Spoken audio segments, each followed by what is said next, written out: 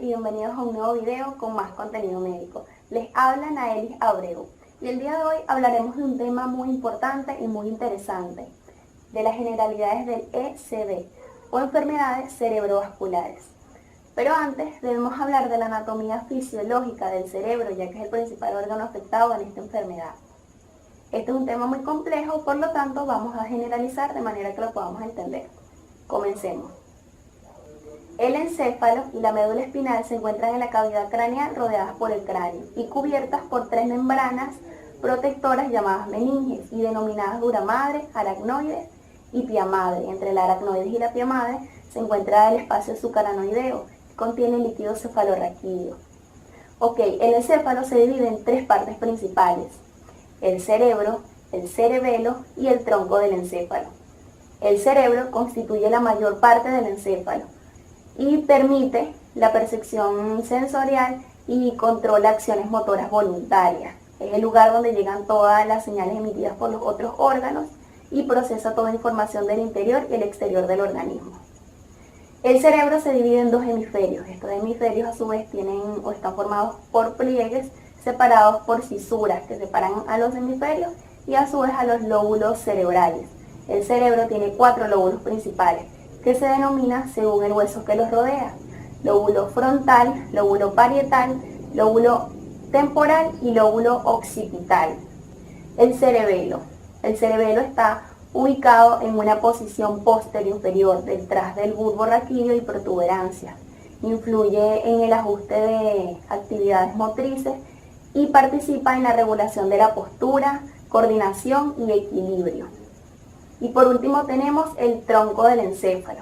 El tronco del encéfalo está en la base del cerebro, aloja todas las conexiones nerviosas de las diferentes partes del sistema nervioso central y está relacionado con funciones corporales importantes, como la regulación de la presión arterial, respiración, deglución, ciclos del sueño, entre otros. Este a su vez se divide en el mesencéfalo, el puente de Valorio y el bulbo raquídeo. En la parte superior del tronco cerebral está el diencéfalo. Se divide en dos partes principales: el tálamo y el hipotálamo. El tálamo desempeña una función en la adquisición de conocimientos y el hipotálamo controla muchas de las actividades corporales y es uno de los principales reguladores homeostáticos que conecta el sistema nervioso con el sistema endocrino a través de la glándula pituitaria. Hablemos de la irrigación cerebral. El cerebro, para un buen funcionamiento, necesita ser irrigado o abastecido de sangre. Para ello está un conjunto de vasos sanguíneos que mantienen este órgano bien vascularizado, ya que está constantemente activo incluso cuando dormimos. La circulación encefálica depende de dos sistemas: la anterior o carotidio y la posterior o vertebrobasilar. La principal arteria que irriga a nuestro cerebro, incluso a las diferentes partes de nuestro cuerpo, y la más grande es la aorta. Esta asciende por el cuello para penetrar el cráneo. Ella sale directamente del corazón para luego formar un arco o el callado aórtico. De este callado saldrán tres arterias: la brachiocefálica, que sale del lado derecho y se divide a su vez en las arterias carótida común y subclavia. Del lado izquierdo saldrán directamente de la aorta las otras arterias carótida común y subclavia. De esta última, de la subclavia, saldrá una primera rama que se llama arteria vertebral. La carótida común asciende al nivel de la vértebra C4 para luego dividirse en carótida interna y carótida externa. La carótida externa irriga principalmente elementos de la cara. De esta sale la arteria maxilar y de ella se desprende la arteria meninge media que irriga las meninges. La carótida interna asciende a través del agujero carotídeo y luego a los senos cavernosos para soltar sus ramas terminales y colaterales. En las terminales está la arteria cerebral media y la anterior, y en las colaterales las arterias oftálmicas, coroidea y la comunicante posterior. Las arterias vertebrales que salen de la subclavia ascienden a través de los agujeros transversos de las vértebras para entrar al cerebro por medio del agujero magno del occipital. Estas arterias vertebrales se unen una con la otra para formar una sola arteria, llamada arteria basilar. Esta arteria a su vez se divide en sus ramas terminales, arteria cerebral posterior izquierda y derecha, que finalmente se van a unir para formar el polígono de Willis. Pero antes, esta arteria basilar deja a otras arterias como la cerebelosa posterior inferior, que irriga el cerebelo en conjunto con la cerebelosa anterior inferior y cerebelosa superior.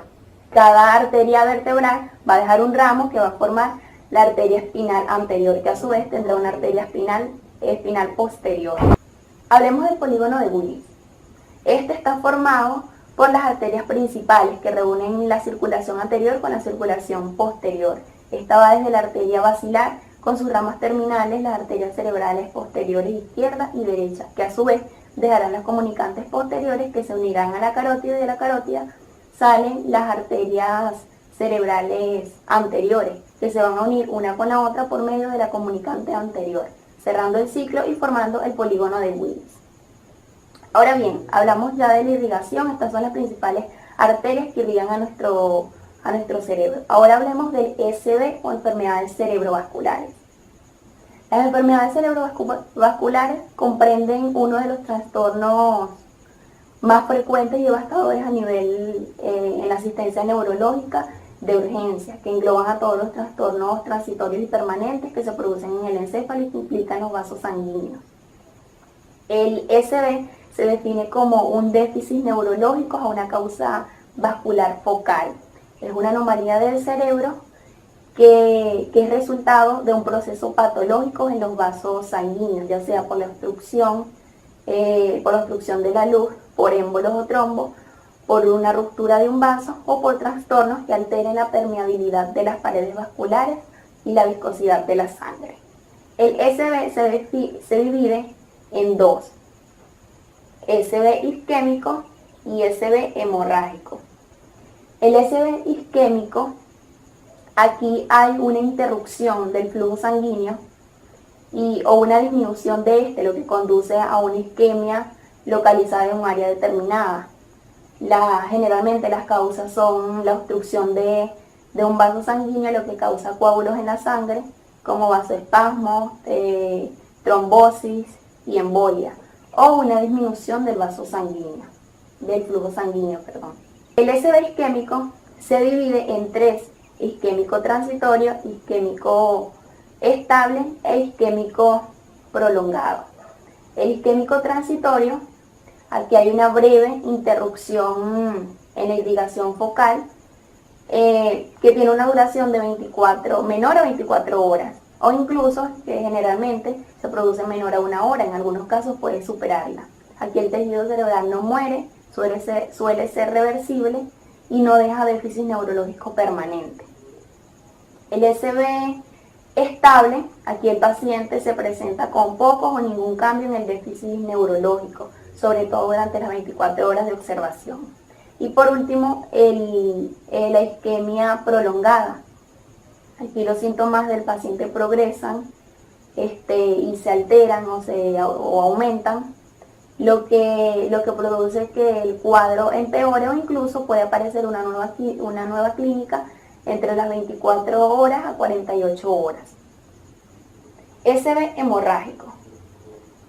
El ECV hemorrágico, este tipo de enfermedades cerebrovasculares, se debe a una ruptura de un vaso sanguíneo, lo que va a afectar a la irrigación normal y va a permitir que la sangre se filtre en el tejido cerebral. Esta a su vez se divide en ECV hemorrágico intraparenquimatosas y ECV hemorrágico subaranoidea.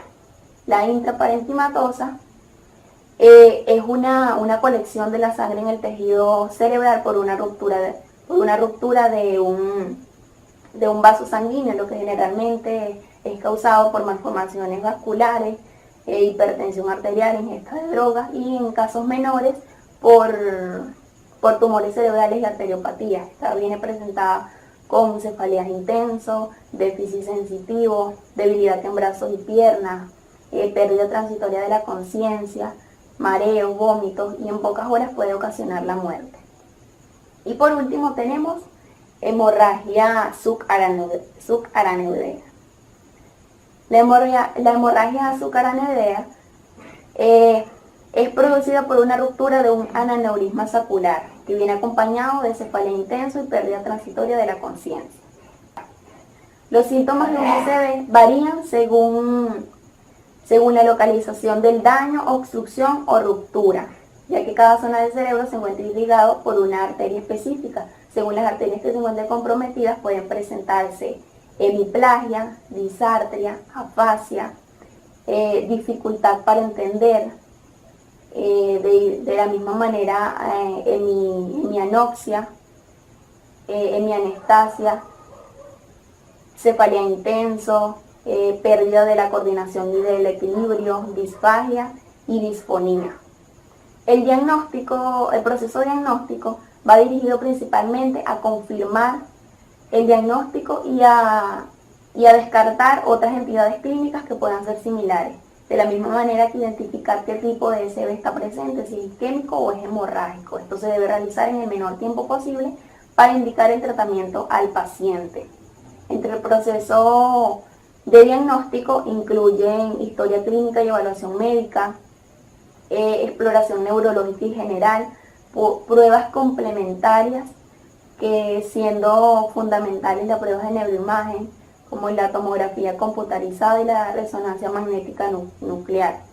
De igual manera, análisis o exámenes de laboratorio, siendo principal la concentración de glucosa, ya que una hipoglucemia puede presentarse con síntomas similares a una SB isquémica. Los síntomas y signos presentes en el paciente pueden sugerir un diagnóstico, pero se necesitan pruebas de tomografías computarizadas y de resonancia magnética para determinar si se ha producido un SB, qué tipo de SB está presente, si es isquémico o hemorrágico, identificar alguna arteria que esté obstruida o buscar algún signo en la alteración de la presión del interior del cerebro. El tratamiento del SB va de acuerdo a qué tipo de SB está presente, si es isquémico o es hemorrágico. Si es un SB isquémico, se puede tratar a nivel farmacológico con fármacos antiplaquetarios. Si está presente una cardioembolia, se administra antiagregantes y anticoagulantes. Si es por una trombólisis, también al igual que el anterior, se debe administrar anticoagulantes y antiagregantes. Debe ser controlada y realizada constantemente una evaluación en la presión arterial para evitar cualquier hemorragia. Y para el control de la enfermedad se debe complementar con fisioterapias, logopedia y terapias de aprendizaje. ¿Ok? Llegamos al final del contenido. Espero que les haya servido, les haya gustado, entendido. Nos vemos en un próximo video. Recuerden comentar o aportar alguna información. Suscríbanse y activen la campanita para cada vez que subamos un video. Y recuerden, es imposible saberlo todo en la carrera de medicina, pero mientras aprendas algo nuevo cada día, lo consideraré como un progreso. Hasta el próximo video.